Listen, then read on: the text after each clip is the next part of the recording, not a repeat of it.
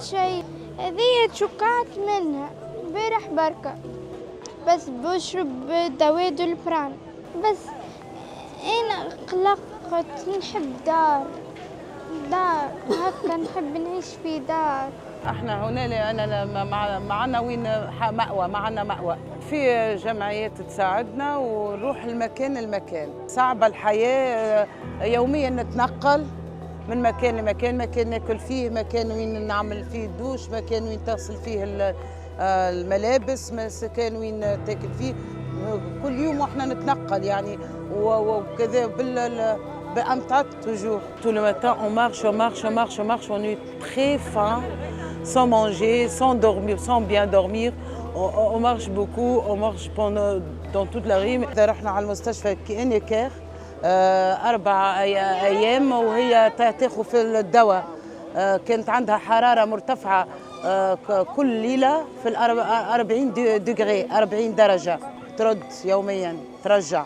C'est trop dur. So what we've seen with this social cleansing policy is that the authorities try to hide whatever is deemed undesirable in the postal card image of Paris. So Paris is like right now like a nice bubble. It's like, you know, Disneyland a bit. Like it's very nice for tourists, for cameras from the whole world. People seem joyful and are celebrating the games, and we would like, you know, to be part of this party. But the situation is very bitter for us, because the real Paris is also what you're seeing behind me. People being homeless, people having the need to stay in the streets to get some food or health check.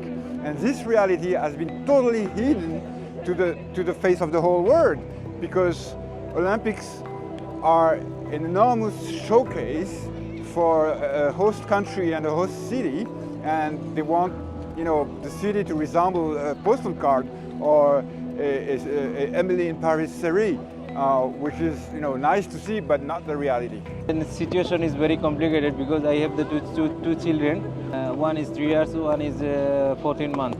Survive is complicated. Who can leave the state? Nobody can live in state. Déjà, c'est parce qu'on a vu en fait que avec les Jeux olympiques, il y a eu une augmentation des expulsions et des évacuations pour les familles et toutes les personnes que nous on voyait à la rue, qu'il y a eu beaucoup plus de présence policière, que les personnes qui trouvaient des endroits dans des campements pour s'installer, elles ont subi ces expulsions-là, qu'il y a eu une politique d'envoi en région dans des structures d'hébergement temporaires, dans une volonté que nous on analyse comme étant celle d'éloigner les gens de la capitale pour rendre Paris une ville dorée pour accueillir le monde pour les Jeux olympiques, et c'est ces familles qui en ont subi les premières conséquences avec ces envois en région, alors qu'elles sont basées à Paris, que leurs enfants sont scolarisés à Paris, que pour beaucoup elles travaillent à Paris et que voilà, elles sont retrouvées coupées de tous leurs liens de solidarité en fait.